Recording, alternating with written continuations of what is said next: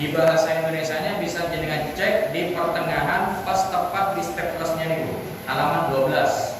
Bisa dicek di halaman 12 niku terjemahannya. Nah, yang tertarik untuk belajar bahasa Arabnya bisa ikut dari halaman pertama. Oke, yang tertarik, yang enggak tertarik enggak masalah. Cukup lihat terjemahannya saja di halaman 12. Pertemuan sebelumnya kita sudah membahas terkait dengan muqaddimah, kata pengantarnya. Ya, kata pengantarnya sudah kita bahas. Di situ sudah kita sertakan juga terkait dengan terjemahannya.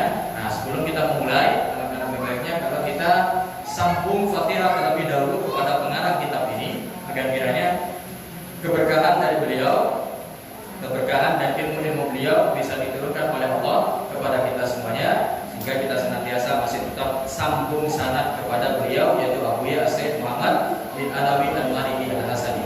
Al-Fatihah. Ila Nabi Mustafa sallallahu alaihi wasallam ashabi kiram wa baitihi wa imamatihi. Susun ya Abu Ya Sayyid Muhammad bin Alawi Al-Maliki Al-Hasani zawjadi kana la yasham bi wa bi jannati fil jannah wa yad'alina ansari min wali min barakati fid din dunya wal akhirah bi sirril Fatihah.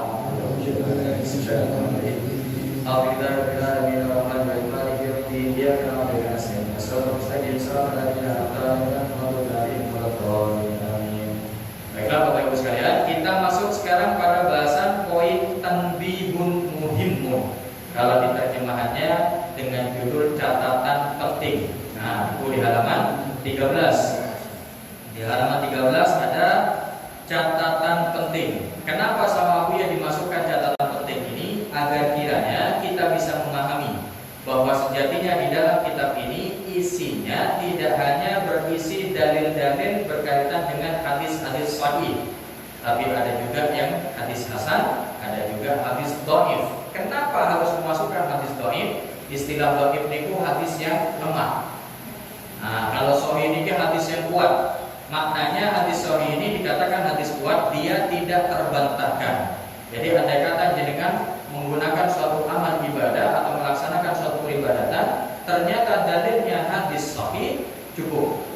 Kalau ada yang membantah, kenapa sampai melakukan begini? Ya karena saya belajar dari guru saya begini. Dalilnya ada. Hadisnya apa derajatnya? Sahih. Coba sampaikan. Ini hadisnya. Riwayatnya ini. Kata ulama ahli hadis ini derajatnya sahih. Selesai. Kalau dia masih membantah, berarti dia tidak setuju dengan hadis sahih, maka secara tidak langsung dia mengatakan bahwa Rasulullah bohong. Nah, kalau katakan Rasulullah bohong, berarti maknanya begitulah. Oke. Kalau katakan Rasulullah itu bohong, berarti artinya dia bukan orang Muslim atau bukan umat Nabi Muhammad Sallallahu Alaihi Wasallam. Tetap jangan tegas-tegas, bukan tegas. Ini ilmunya begitu. Ya, kita menyampaikan secara pelan pun tetap begitu isinya.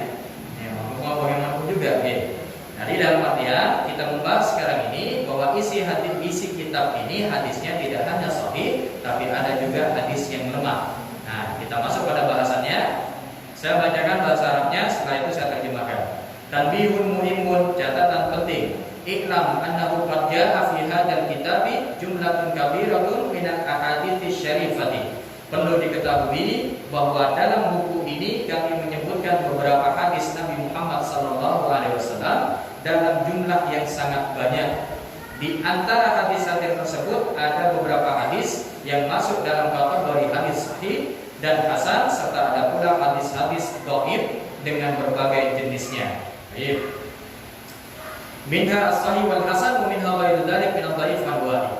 Wa qad dzakarna jariyan ala qa'idatil ulama fil amali bil hadis ad-dhaif bi syurutihi allati dzakaraha ulama fi kutubil usul. Yang artinya kami sengaja menyebutkan hadis-hadis dhaif. Nah, ini di terjemahannya begitu kata ya. Sengaja menyebutkan hadis-hadis dhaif dalam buku ini karena kami bersandar pada sebuah kaidah umum tentang pemberlakuan hadis dhaif, bisa digunakannya hadis dhaif yang telah dicetuskan oleh para ulama, tentunya sesuai dengan syarat-syarat yang telah disebutkan oleh para ulama dalam kitab Ulumul Hadis. Nah, kita bahas sedikit. Agak berat memang. Jenengan kan belum paham makna dari hadis sahih, hasan atau dhaif. Kalau ditanyakan hadis Hasan itu apa? Kayaknya hadis yang dibawa Mas Hasan anaknya bahkan tadi. Oh, bisa jadi. Kalau hadis sahih, hadis sahih anaknya Pak Amir itu jenenge sahih. Apakah seperti itu? Dan maknanya di dalam hadis ada beberapa derajat, Bapak Ibu sekalian. Jadi jenengan kalau ketemu sama orang-orang yang senantiasa berpegang teguh pada dalil, kalau hadisnya sahih orang. Nah, ini jenengan harus siap menyampaikan dalilnya, menyampaikan hadisnya. Kalau ternyata hadis yang jenengan pegang itu hadis dhaif, istilahnya lemah, maka biasanya seringkali hadis tersebut tidak diterima oleh beberapa golongan. Kita pelajari sekarang apa makna hadis sahih, apa makna hadis hasan, dan apa juga makna hadis dhaif. Secara ringan saja, ya, saya sampaikan secara ringan saja sekiranya jenengan nanti bisa memahami. Tidak usah terlalu berat karena kita nggak ada ujian, nggak ada tes-tesan nanti, gampang aja, nggak usah khawatir. Makna hadis sahih itu, Bapak Ibu sekalian, secara umum dulu, hadis sahih, hadis hasan, hadis dhaif, apa maksudnya? Semua itu hadis yang berasal dari Rasulullah. Jangan semerap apa itu hadis. Apa itu hadis? Hadis itu semua perkataan, semua perbuatan, atau segala sesuatu yang disetujui oleh Rasulullah. Perkataan contohnya seperti apa? Kalau hadis yang berupa perkataan, man qala la ilaha illallah shadiqan min qalbi dakhala jannah. Kata Rasulullah, siapa yang mengucapkan lafaz la ilaha illallah dengan keyakinan penuh dalam hatinya, dia akan masuk surga. Yang mengucapkan siapa? Yang mengucapkan lafaz tersebut Rasulullah. Itu yang dikatakan hadis ucapan. Kalau hadis perbuatan seperti apa? Nah, ada sahabat menceritakan Rasulullah kalau takbir itu takbirnya di atas telinga, Allahu Akbar, begini. Hadis lain menyebutkan sahabat juga yang menceritakan, enggak, Rasulullah kalau takbir itu sejajar telinga. Ada yang mengatakan sejajar pundak, ada yang mengatakan di dada. Itu yang dikatakan hadis perbuatan. Rasul tidak ngomong, tapi yang menceritakan siapa? Para sahabat, murid-muridnya. Itu hadis perbuatan. Kalau hadis persetujuan Rasul setuju dengan hal tersebut, padahal Rasul tidak. Hadis ikrar, contohnya seperti apa? Seperti doa yang selama ini kita lantunkan. Doa apa? Doa waktu mau takbir, atau istilahnya doa masuk shaf. Allahumma adini afdhala ma tuti ibadaka sholihin. Itu enggak diajarkan Rasulullah. Loh, sampai ngajar masih keliru tak? Bukan begitu. Itu memang enggak diajarkan Rasul, tapi ada seorang sahabat yang di belakang Rasul mengucapkan doa tersebut, Rasul tidak menyalahkan. Enggak salah. Bahkan kata Rasul apa? Ada keistimewaan tersendiri yang diperoleh oleh sahabat tersebut. Nah, seperti itu istilahnya hadis persetujuan. Jadi ada ucapan, ada perbuatan, ada juga persetujuan Rasul. Kayak semacam hukum, salah satu hukum ada hukum tayamum. Hukum tayamum itu pernah terjadi di kalangan sahabat suatu kejadian. Namanya sahabat Ammar bin Yasir. Waktu itu Rasulullah tidak menyalahkan, tapi lebih membenarkan pendapat satunya. Berarti maknanya apa? Rasul tidak menyalahkan karena ketidaktahuannya sahabat tersebut. Kejadiannya yang Bapak Ibu sekalian. Waktu itu sahabat Ammar bin Yasir dengan seorang sahabat lainnya, ada satu orang lain, dua orang ceritanya, itu mengadakan perjalanan mau kembali ke Madinah. Mau kembali ke kota Madinah. Di tengah-tengah jalan atau di tengah gurun waktu itu tidak ada air sama sekali. Dua-duanya junub. Mimpi tiba-tiba besoknya basah. Itu istilahnya mimpi basah. Kok junub? Dua-duanya bersamaan. Akhirnya satunya mengatakan begini, kita kan sudah belajar tayamum.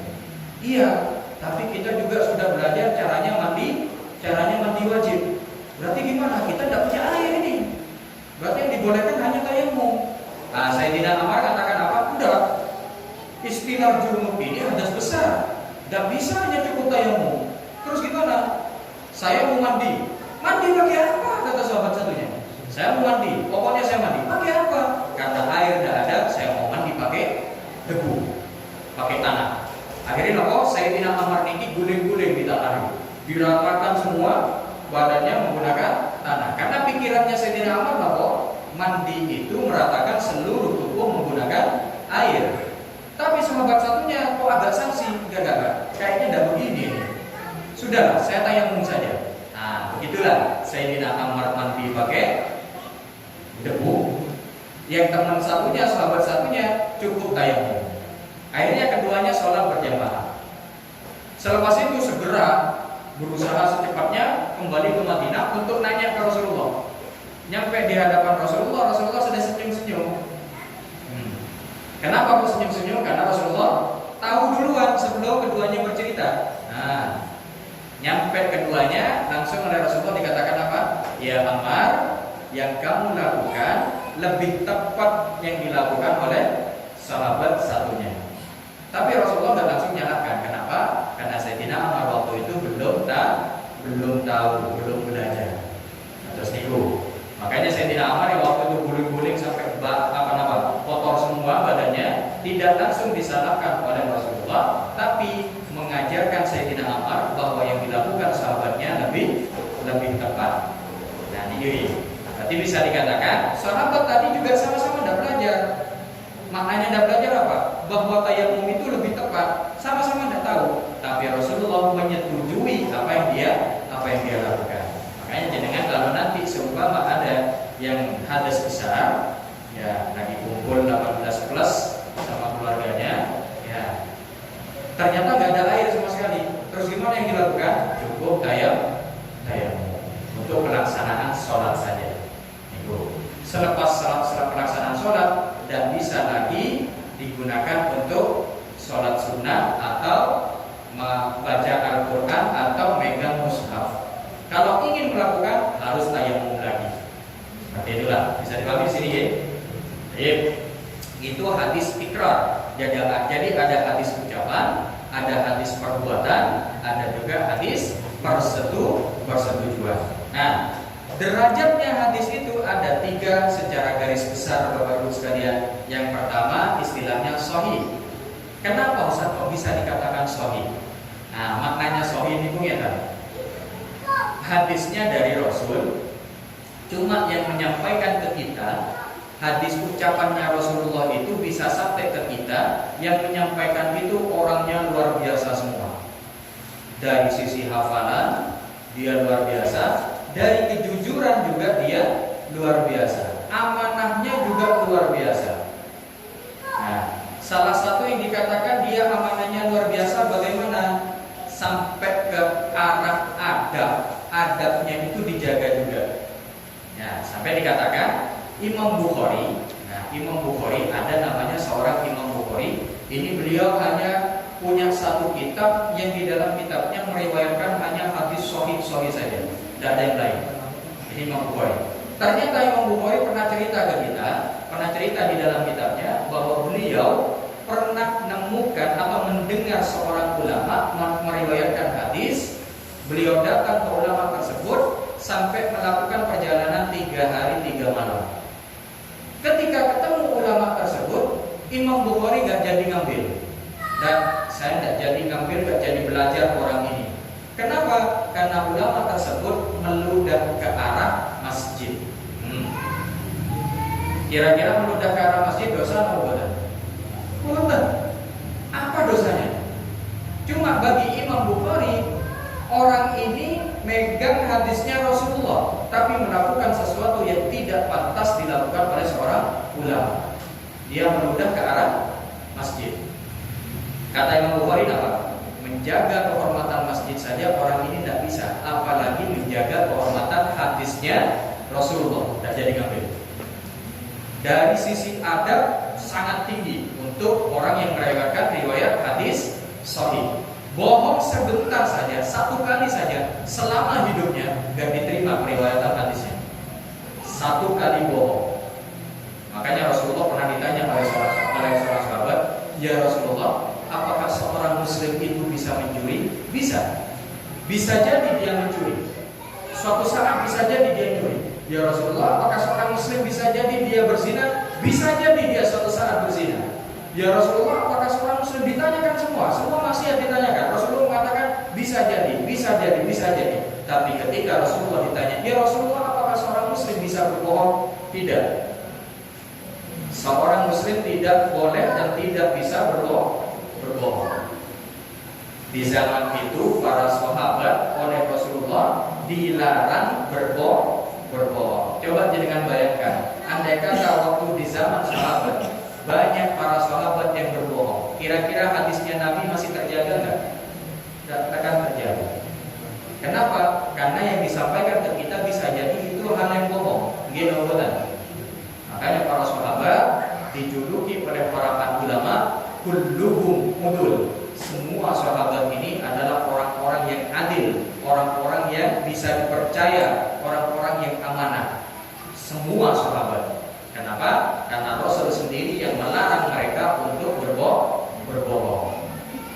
Seperti itulah. Makanya hadis sahih bisa digunakan sebagai dalil yang kuat karena yang meriwayatkan guru ke murid, ke muridnya terus ke muridnya lagi, semuanya adalah orang-orang spesial, orang-orang yang luar biasa. Yang kalau mereka disebutkan satu hadis langsung hafal.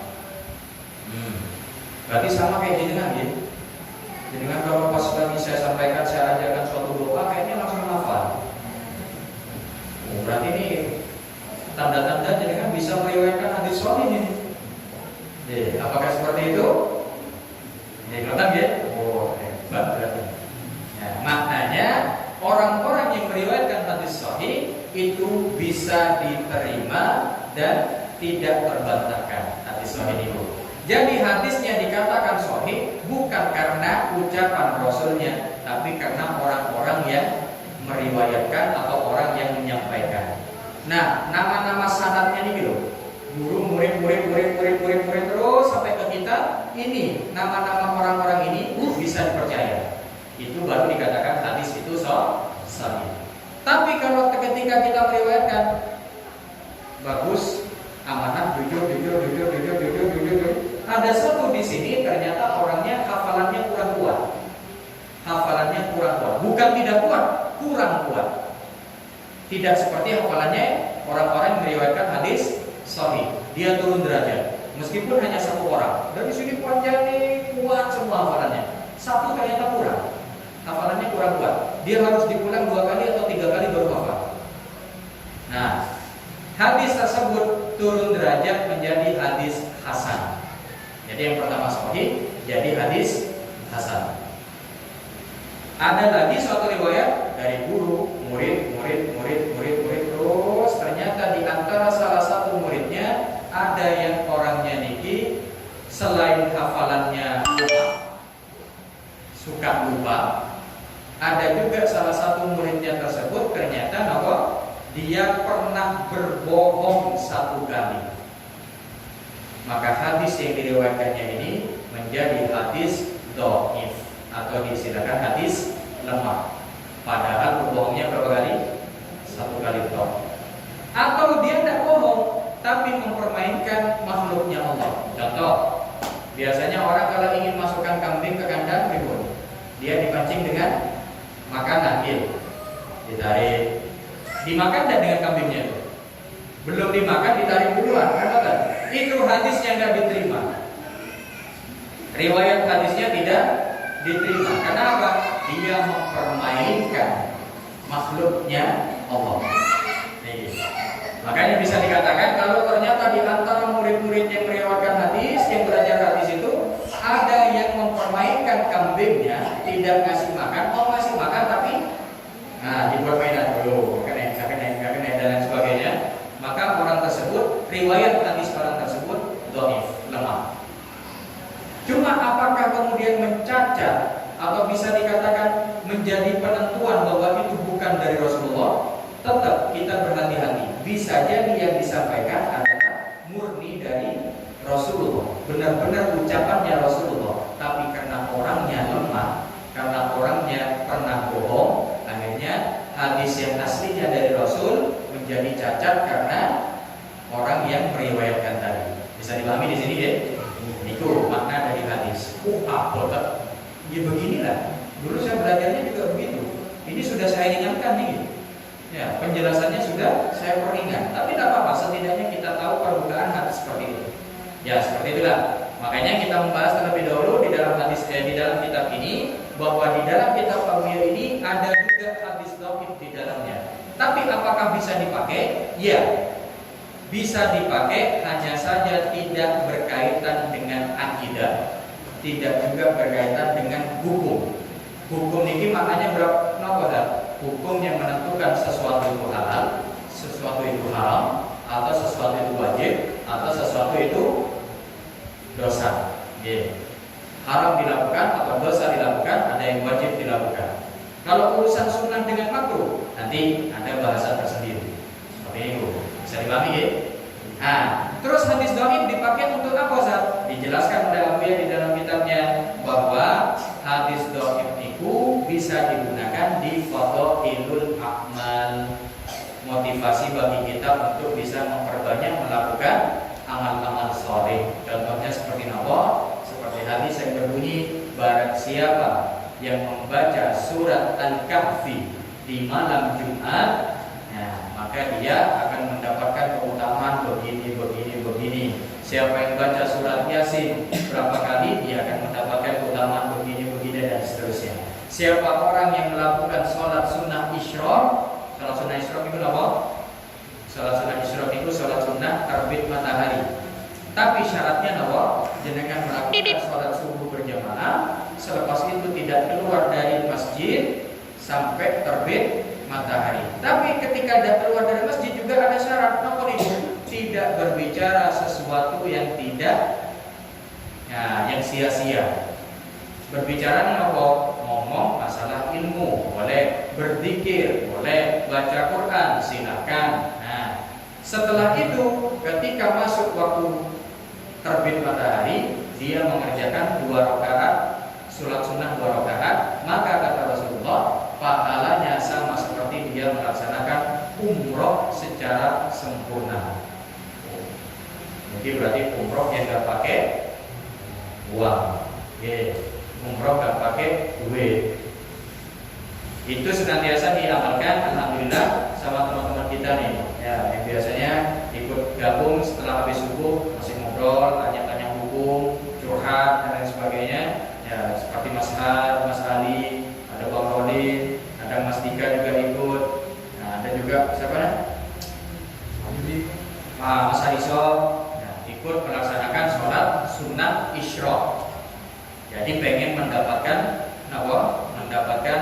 keutamaan dari sholat sunnah yang ringan tersebut, tapi berpahala besar. Jadi model seperti itu, ibadah-ibadah yang seperti itu, kalau ditemukan ternyata ada hadis dhaif, bisa dijadikan suatu dalil.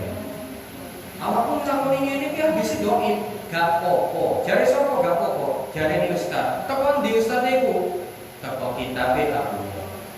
Kitab Abu yang menjelaskan ternyata banyak ulama ahli hadis yang membolehkan bahwa penggunaan hadis dhaif untuk dilakukan sebagai fadhailul a'mal, keutamaan beramal. Atas niku bisa dipahami ya? Tidak apa-apa, meskipun tidak paham tidak apa-apa. Saya penting dapat keberkahan. Alhamdulillah. Nah, itu catatan pentingnya dari sisi itu. Jadi bisa dikatakan kalau jenengan nanti ketika baca hadis ini ketemu sama seseorang, ternyata hadis orangnya ternyata pernah belajar hadis, ketika dibaca, kamu ini baca kitab apa? Hadisnya dhaif ini, hadisnya lemah ini, tidak bisa dipakai. Nah, bisa jenengan kasih catatan, kasih apa? Pengetahuan. Iya, kamu baca dulu di catatan pentingnya itu di depan, di halaman depan itu, coba lihat. Itu ada penjelasannya dari pengarang kitab tersebut.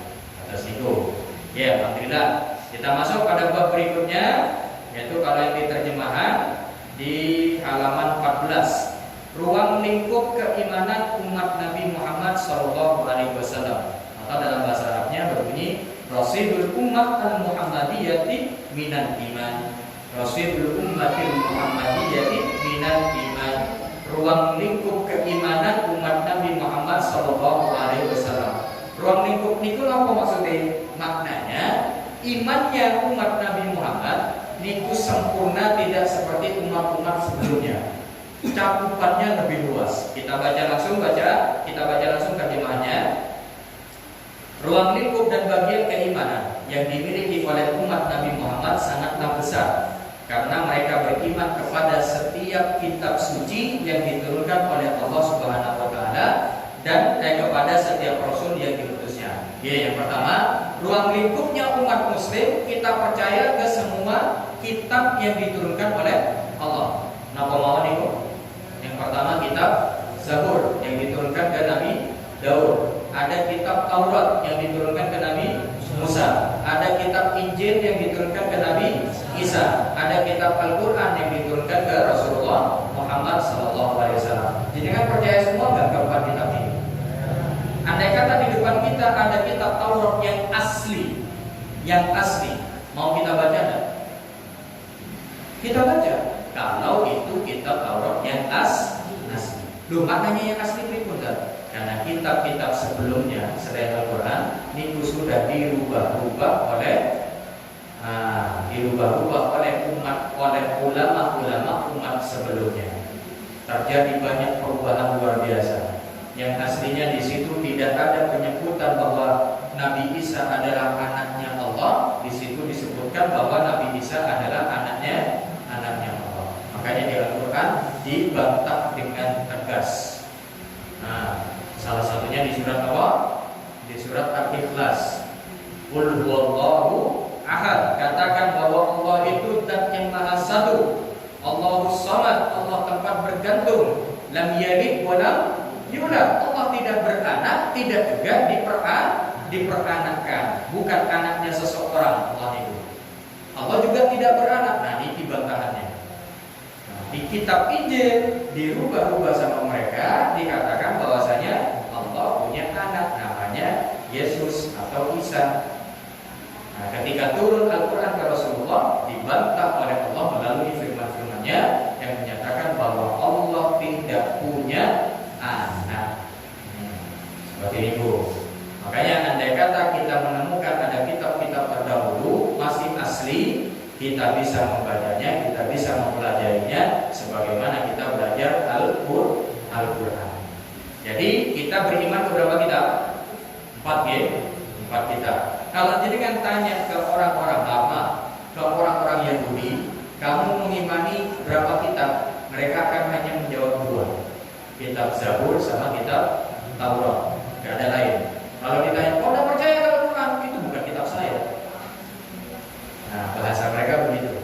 Kalau kita tanya ke orang-orang Nasrani, mereka hanya menjawab kitabnya hanya kitab Injil. Yang lain bukan kitab mereka.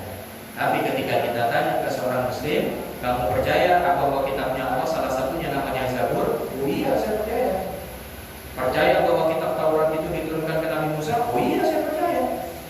Itu kitab kami semua itu. Kitabnya orang Muslim 4 itu.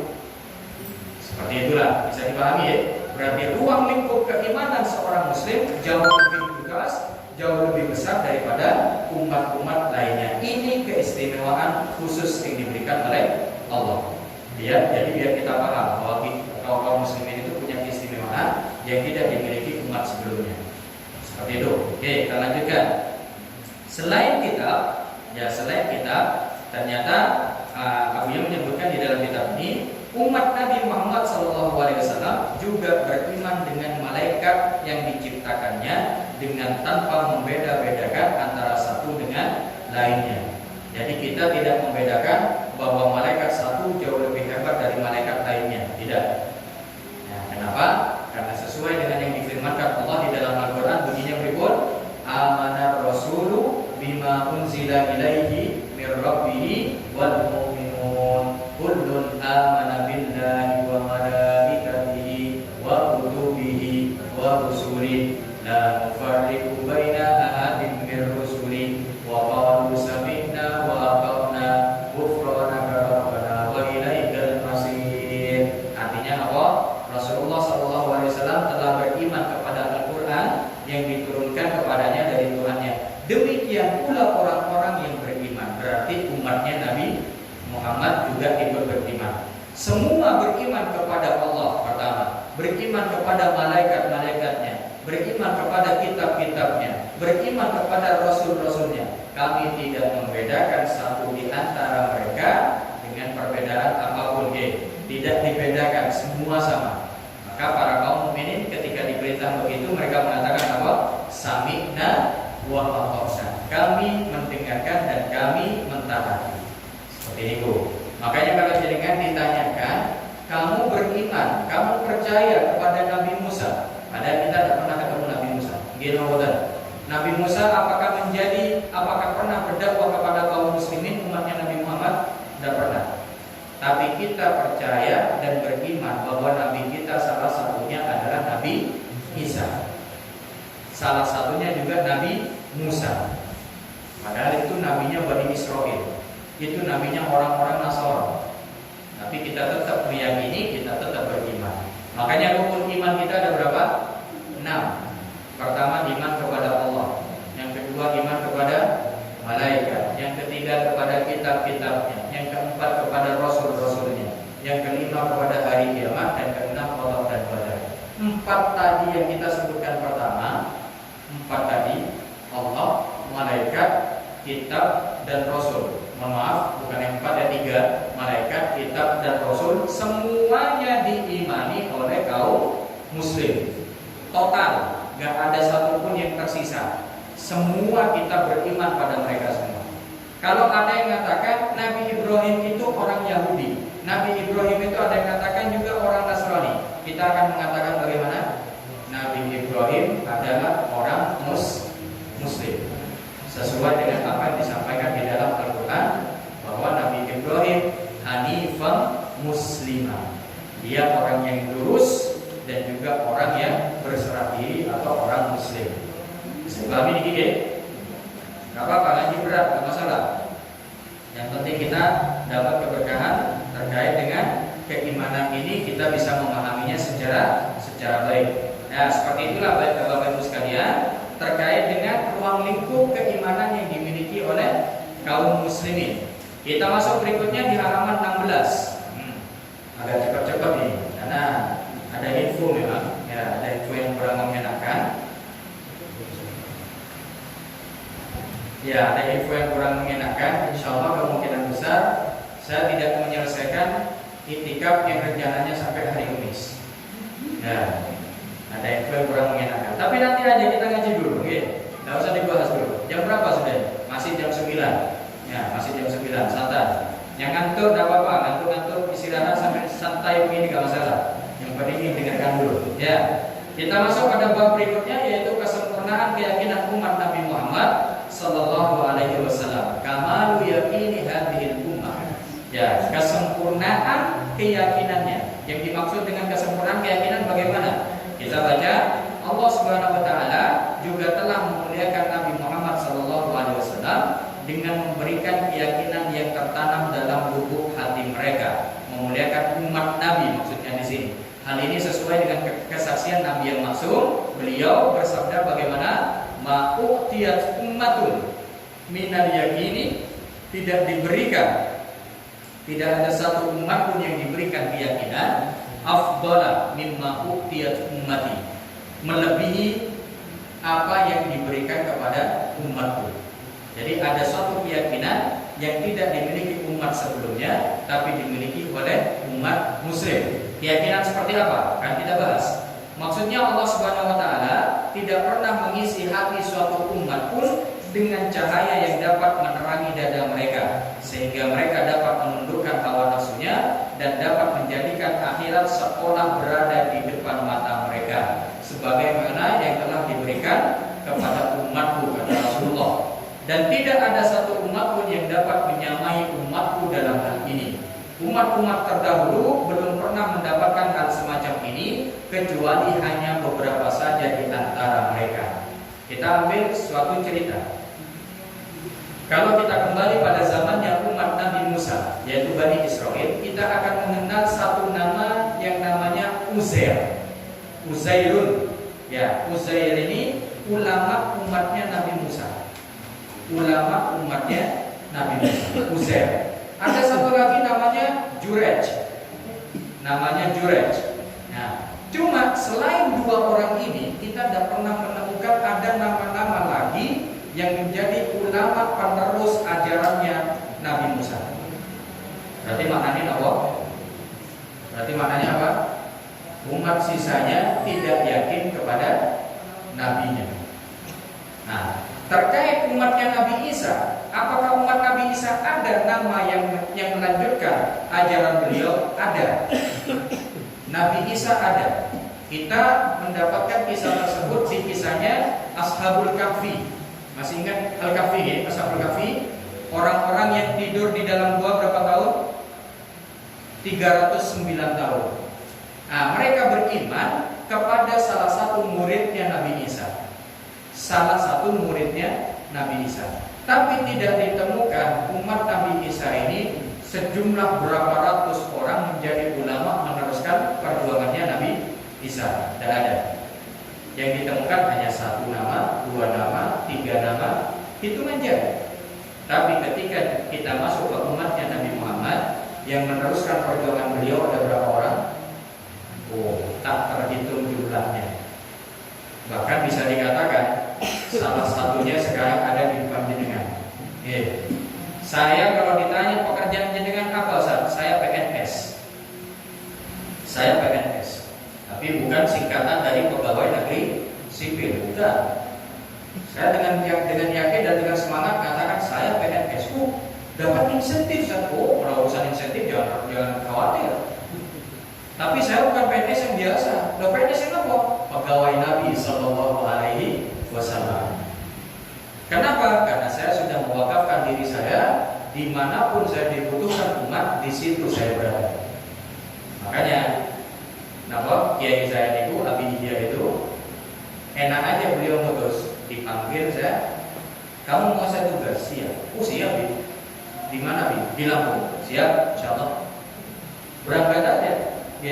Kenapa? Karena saya sudah mewakafkan diri saya untuk umat. Di mana umat membutuhkan, di situ saya akan datang. Padahal dulu saya rencana mau diutus ke Gorontalo, nggak jadi. Gorontalo itu Sulawesi. Nggak jadi. Ada rencana juga katanya ada tanah wakaf di Kalimantan. Ada rencana mau diutus ke sana. Nggak jadi juga. Tiba-tiba ada orang Lampung, yang mengajukan. Kok jadi ke sini? Begitulah. Alhasil, andai kata, ini saya memberikan satu kemungkinan terburuk. Andai kata, ternyata di luar Lampung atau di daerah lain ada yang lebih membutuhkan tenaga saya. Tiba-tiba saya ditelepon sama Abija, kamu pulang, tugas kamu di Lampung selesai. Kamu sekarang saya utus ke daerah pelosok di mana di sana tidak kenal huruf ABC sama sekali. Yang saya lakukan apa? Siap, saya berangkat. Meskipun saya hidup di sini sudah enak. Nah, kalau saya datang ke rumahnya Pak Ariso, pasti dapat makan, dapat kopi, enak banget. Timbang ke warung pasti bayar. Datang ke rumahnya Mas udah jelas, sudah lengkap segala macam itu. Enak hidupnya enak. Tapi ketika saya ditugas nanti ditarik sama Abi untuk ditugas ke tempat yang bahkan makan mungkin harus puasa dulu 3 hari, saya harus siap. Kenapa? Karena saya mewakafkan diri saya untuk umat. Sama seperti yang dilakukan oleh umat Nabi yang lain. Seperti itu. Apakah yang terjadi di umatnya Nabi Muhammad hanya 1, 2, 3 orang atau 4 orang? Tidak. Tapi yang terjadi ada ribuan bahkan jutaan orang yang siap untuk melanjutkan perjuangan Nabi Muhammad SAW. Bahkan mungkin di antara kita juga ada. Hanya saja menyembunyikan diri. Jaga konangan kayak. Nanti kalau saya ketahuan bisa viral, sudah saya diam saja. Diam-diam tapi tetap mengajarkan hal yang baik kepada generasi berikutnya, ke anaknya, ke tetangganya, ke sepupunya, ke keponakannya, mengajarkan suatu hal yang baik. Apakah bukan termasuk mereka adalah penerus perjuangan Rasul? Termasuk. Berarti bisa dikatakan keyakinan mereka kepada nabinya merupakan suatu keistimewaan yang tinggi. Seperti itu. Ya, bisa dipahami ini ya? Ya, alhamdulillah. Itu hanya didapatkan oleh umat Nabi Muhammad. Makanya dari sejak wafat beliau, dari sejak berapa tahun yang lalu, 1400-an tahun yang lalu setelah Rasulullah wafat, Islam masih tetap bersinar. Ada yang berubah? Tidak ada. Al-Qur'annya sama dari sejak zaman dahulu, sama. Ajaran fikihnya sama. Hadisnya bagaimana? Sama. Tafsirnya sama. Seperti itulah, bisa dipahami. 1400 tahun yang lalu, 14 abad sudah. Itu Bapak Ibu sekalian, ini keistimewaan yang diberikan Allah kepada umatnya Nabi Muhammad. Alhamdulillah. Pun capek? Ngantuk? Baru dengarkan kok. Yang bicaranya nggak ngantuk, yang berbicara nggak capek. Jadi kan hanya mendengarkan. Santai lah. Atau kalau mau bikin kopi sambil kopi santai nggak apa-apa. Ya nggak masalah. Soalnya kita juga di Pujon, di Malang itu ngajinya kita sambil kopi. Sama Habib disiapkan kopi. Jadi sambil ngaji beliau menjelasin, kita sambil kopi. Kenapa? Kalau udah kopi haus. Sekali beliau ngaji 2 jam. Nah, ini 2 jam. Siap. Apalagi kalau bahasannya bahasan penting terkait dengan akidah. Oh, langsung ya. Jangan nasi dulu. Jangan nasi ngantuk. Itu ngene. Kalau hal-hal bahasan biasanya maklum. Orang-orang sama Habib, Rosi, tangi, duduk sih. Itu kita. Akhirnya siapa kopi. Makanya kita kalau ngantuk dikit langsung kopi. Kopinya kurang, minta lagi ke petugas. Kopi tuh. Nambah lagi. Santai. Itu kalau kita ngaji di Pujon atau di Malang. Kapan-kapan lah nanti kita silaturahim ke sana. Satu waktu kita silaturahim ke sana. Kalau kita minta Abiyah ke sini kayaknya sulit karena beliau sudah sepuh dan lain sebagainya. Mungkin perjalanan jauh juga agak mengganggu lah ke kesehatan beliau. Kapan-kapan kita yang ke sana. Mudah-mudahan ada kesempatan. Sekalian mungkin mau ziarah Wali Songo. Tambah Wali 10. Satunya ke Wali Pujon. Wali nopo? Ya insyaallah walinya Allah. Ya seperti itulah. Ya itu bahasan kita terkait dengan apa? Ruang lingkup keimanan seorang muslim jauh lebih luas dan keyakinan seorang muslim jauh lebih kuat. Seperti itu. Kalau jenengan masih menanyakan kuat apanya, saya punya tetangga itu kuat, nggak bisa, dia tidak punya keyakinan sama sekali. Masih punya, Bapak Ibu sekalian. Jenengan coba tanya, kalaupun dia tidak pernah sholat, seumpama, maaf ya, tidak pernah sholat, tanyakan, Allah Tuhannya apa bukan? Iya. Allah ada berapa? Dia pasti akan jawab 1. Allah punya anak? Dan punya. Berarti bisa dikatakan sebodoh-bodoh apapun seorang muslim, dia masih tetap punya keyakinan kuat bahwa Tuhannya adalah Zat yang Maha Satu, tidak diperanakkan atau tidak pula memiliki anak. Seperti itu. Ya, itulah. Sekarang kita masuk ke bahasan keistimewaan umat Nabi Muhammad secara umum. Dengan buka halaman 18. Halaman 18 secara umum. Tidak apa-apa, kita agak cepat sedikit. Kita agak cepat sedikit. Nanti kita berhenti 10 atau 15 menit lagi. Keistimewaan secara umum. Keistimewaan yang pertama yaitu menghilangkan beban. Menghilangkan beban bagaimana maksudnya? Menghilangkan beban di sini disebutkan oleh Allah di dalam surat Al-A'raf ayat 157. Nah, penjelasannya bagaimana? Nanti bisa dibaca sendiri terkait ayatnya. Langsung masuk ke paragraf berikutnya. Yang dimaksud dengan beban adalah segala sesuatu yang dapat membebani atau memberatkan seseorang sehingga ia mengalami kesulitan dalam bergerak. Ini beban. Artinya Allah Subhanahu wa taala tidak akan mewajibkan kepada umat Nabi Muhammad SAW untuk melakukan sesuatu di luar batas kemampuan. Jenengan kalau sholat kakinya sakit, sholatnya pribadi duduk, boleh tidak? Tahu dari mana boleh? Ayo. Tahu dari mana boleh? Ya pokoknya deh pas main loro. Nunggu dah. Kenapa kau tidak berdiri? Gak kuat dah. Sah pandai sholatnya. Yo, bingung saya ini. Sana bukan? Dan tahu dari siapa kalau sah? Sholatnya tetap sah. Kenapa? Karena Allah tidak membebani seorang muslim, umatnya Nabi Muhammad pada suatu yang dia tidak mampu. Dia tidak mampu berdiri, duduk. Tidak mampu duduk, baring miring. Miring dengan perut kanan di sebelah bawah, di bawah. Yang kiri di atas, miring kanan. Ngadepnya ke kiblat. Berarti kayak seperti apa? Seperti kita masukkan mayit ke kubur di UG, ngadepnya ke kanan. Berarti kita ngadep kiblat. Nah, itu. Dan bisa kan miring-miring. Tiap miring gini mau roboh terus. Oke, lurus. Kalau lurus caranya bagaimana? Kaki kita berada di posisi kiblat. Makanya kita menghadap kiblat. Kepalanya agak dinaikkan sedikit. Nah, itu caranya. Dengan berbaring. Tidak bisa duduk, tidak bisa miring, maka dengan berbaring. Tidak bisa berbaring. Maknanya tidak bisa berbaring di sini, tangannya tidak bisa digerakkan. Mau takbir, mau apa, tidak bisa. Kepala juga mau isyarat nunduk begini, tidak bisa juga. Tak? Bagaimana caranya? Pakai isyarat mata. Jadi matanya yang begini. Kalau rukuk nunduk dikit, kalau sujud agak ke bawah, pakai isyarat mata. Tidak bisa pakai isyarat mata.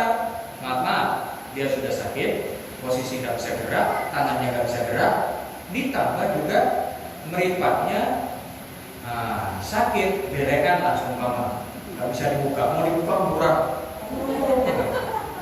Nah, terus caranya gimana saatnya?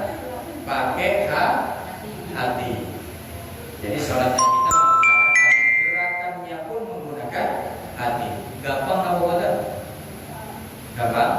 Berarti Allah tidak membebani seorang muslim untuk melakukan sesuatu di luar kemampuan. Jenengan tidak bisa puasa, tidak kuat. Pengen puasa mulai dari jam 7, jam 6 setelah subuh ya. Setelah subuh jam 7 kuat, 8 kuat, 9 kuat, jam 10 kuat, jam 11 kuat, masuk jam 12 dengar adzan. Allahu Akbar, langsung perutnya bunyi. Kok aku kurungu adzan dulu, kalau adzan maghrib loh. Lemas langsung aku kuat. Itu pening langsung sirap pening, gak kuat bisa. Terus gimana? Daripada membahayakan nyawanya yang bisa berakibat fatal bagi dia, maka dia diperbolehkan berbuka. Batal apa bukan puasanya? Batal. Oh enak puasa sampai zuhur. Ya batal tetap. Nah terus gimana? Dianggap hutang.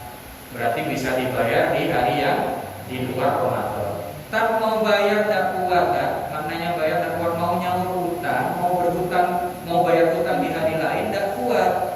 Terus gimana? Tak bisa puasa di hari lain tak kuat sama dan duhur pokoknya tetap berbuka. Berarti caranya gimana? Bayar fidyah. Fidyahnya berapa? Fidyah itu hitungan kita ngasih seorang miskin makan 1 hari 1 malam. Berarti 1 hari 1 malam makan berapa kali? 3 kali. Sekali makan biasanya kita kalau beli makanan bungkusan itu berapa duit itu? 10.000 dapat? Dapat ya? Layak ya 10.000 itu? Ya layak. Berarti kalau 3 kali makan berapa? 30.000. Berarti 1 hari cuma bayar dia 30.000. Murah apa benar?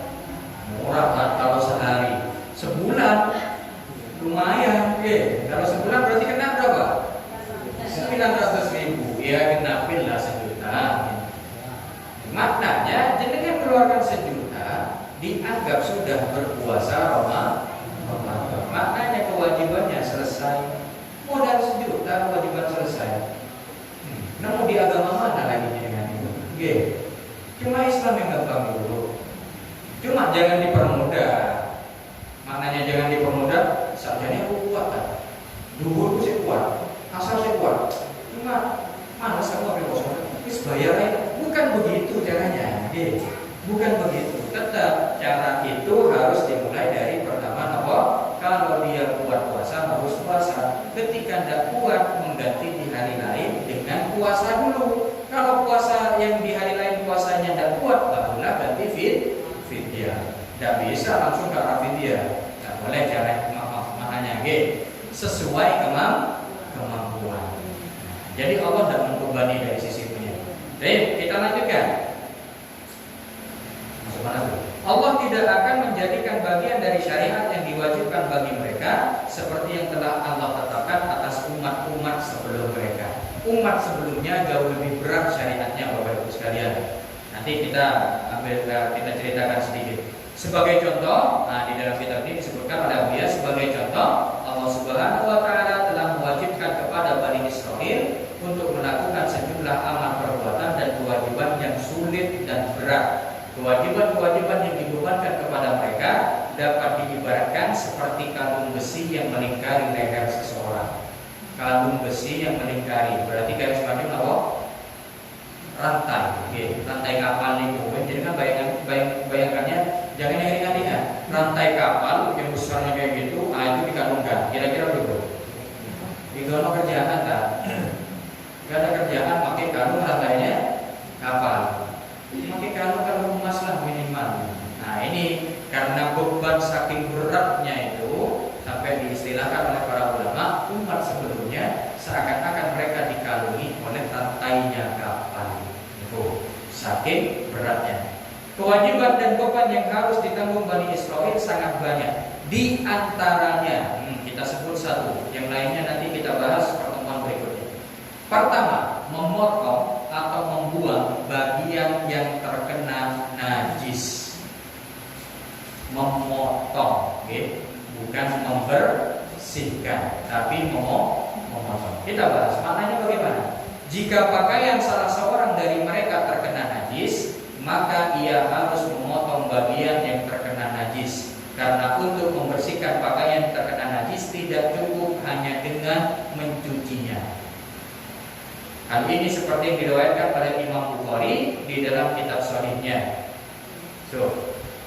Berarti kalau umat sebelumnya ketika bajunya kena najis harus dipotong, digunting. Nah ini kalau kena kasus kayak saya kemarin pas naik motor, ternyata sleeper belakang nggak dipasang, akhirnya muncrat semua, kotor semua baju saya. Nah itu kalau saya masih kena syariatnya umat Bani Israil, dipotong semua sama saya, digunting semua itu. Berarti kalau saya pakai nanti bolong-bolong belakang. Artinya begitu. Tapi untungnya kita ada di syariat umat Nabi Muhammad, cukup dicuci. Sakti kemarin itu. Ya, jadi baju itu sudah kotor, saya rendam. Besoknya mau saya cuci, kok sudah hilang. Hilang ini mah. Ternyata sudah dijemuran. Sakti, entah yang sakti ini bajunya apa, mama yang cuci ini. Nah itu begitu. Ya seperti itulah. Jadi umat sebelumnya digunting dan cukup hanya dengan dicuci. Tahu dari mana hadisnya? Ada diriwayatkan oleh Imam Al-Bukhari di dalam kitab yang isi kitab beliau semua hadisnya sahih. Berarti tidak terbantahkan. Seperti ini Bu. Kita lanjutkan. Nah ini salah satu hadisnya berbunyi seperti apa? Diriwayatkan oleh Imam Abu Dawud. Kanu idza asabal baulu jasadan ahadihim, jika air kencing mengenai tubuh salah seorang dari mereka, qataru ma asabahul baulu minhum, maka mereka memotong bagian tubuh yang terkena kencing tersebut. Loh, kok tubuh kan? Iya, makna tubuh di sini artinya pakaian yang dipakai oleh tubuh. Jadi kalau seumpama ada kencing, maaf, ada seseorang pagar umpama atau di salah satu tembok, pas jenengan lewat dan sengaja sarung atau celananya keserimpet. Ya, jenengan lihat kok basah ya? Dicek, aduh kencing. Di umat Nabi Musa, umat Bani Israil tidak boleh dicuci. Caranya apa? Gunting. dipotong yang kena najis tersebut. Bisa bayangin jenengan ya, apalagi kalau pas posisi ya maaf ada seorang yang tidur ngompol. Nah, bisa dibayangkan ya. Jadi jangan diteruskan, bahaya. Seperti itulah. Berarti bajunya gimana kan? Ya, bajunya nasibnya bagaimana tuh kalau ada yang kena ngompol? Ya udah, nggak usah digunting, bakar langsung itu. Karena percuma digunting, auratnya kebuka juga kan ya. Ya seperti itulah. Nah itu yang terjadi bahwa di umat Nabi Musa, umat Bani Israel, ketika ada yang terkena najis, dimanapun juga di pakaian mereka tidak cukup dicuci, tapi harus dipotong, dibuang. Nah masuk ke umat syariatnya umat Nabi Muhammad, ringan nomor badan. Aduh kena najis, wis cuci. Kayak sabun, iyo, cek roto wangi. Sebetulnya tidak pakai sabun bisa, tidak bisa. Yang penting najisnya sudah benar-benar hilang. Hilang dari sisi apanya? Dari 5 hal. Pertama warnanya, warna duluan. Yang pertama ya warnanya, yang kedua baunya, yang ketiga rasanya, apalagi? Kok 5? 3, maaf, ada 3 poin. Kalau sudah warna, rasa, bau dan rasanya hilang, maka sudah bisa dikatakan baju tersebut suci. Oke, bisa dipahami ini ya? Nah, seperti itulah. Ya, tidak perlu kita coba. Contoh, baju ini sudah dicuci, kok masih ada sisa-sisa dikit. Sama jenengan dilihat warnanya berubah enggak? Enggak. Masih dicium. Enggak terlalu. Apa perlu dijilat? Perlu dijilat? Enggak usah. Yang penting kelihatan dari awal saja itu sudah pertanda yang paling mudah. Kalau warnanya masih terlihat, maka bisa dikatakan najis tersebut belum hilang. Itu. Darah itu biasanya sulit untuk hilang. Darah itu biasanya sulit untuk hilang. Maka kalau warnanya tidak bisa hilang, maka bisa dicek dari sisi yang kedua. Apa niku? Baunya masih bau tidak darah tersebut? Udah tak bau.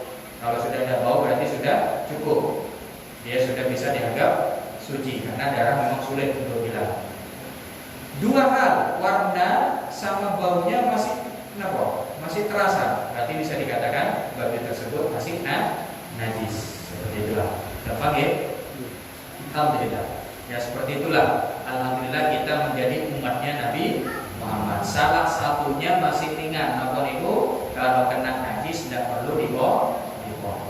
Untuk yang nomor 2, 3, 4, dan 5 berikutnya kita ketemu di pertemuan selanjutnya. Karena saya melihat sudah mulai kagak boleh. Kayak berada di atas perahu. Ini bahaya nanti kalau dilanjutkan. Oke, nah seperti itulah. Alhamdulillah, jazakumullah Bapak Ibu sekalian. Mungkin sebelum kita tutup ada yang mau ditanyakan berkaitan dengan kajian kita atau di luar kajian kita mungkin. Kalau tidak ada, karena ini sudah menunjukkan jam 9 lewat, kita cukup. Maka karena tadi mungkin ada yang belum niat, monggo kita niat bersama-sama terlebih dahulu. Bagi yang mau iktikaf, yang tidak iktikaf boleh dipersilakan. Nantinya kita ketemu, apa mungkin dia boleh datang di sini nanti sholat malam atau pas sholat subuh tertentu. Oke, seperti itu. Monggo kita sarang. Ya kita niat bersama-sama untuk niat iktikaf. Bismillahirrahmanirrahim. Nawaitul iktikaf fi hadzal masjid sunnatan lillahi ta'ala. Seperti itu. Alhamdulillah.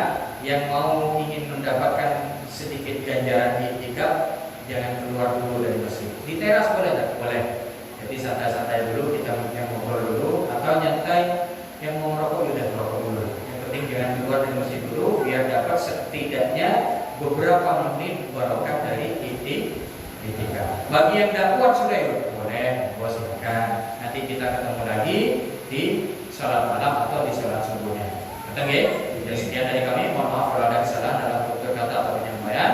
Akhirul kalam dari kami. Wassalamualaikum warahmatullahi wabarakatuh. Dulu biasanya ngaji gitu, tapi karena terlalu malam kayaknya udah nggak kuat. Ngaji lagi nggak apa-apa.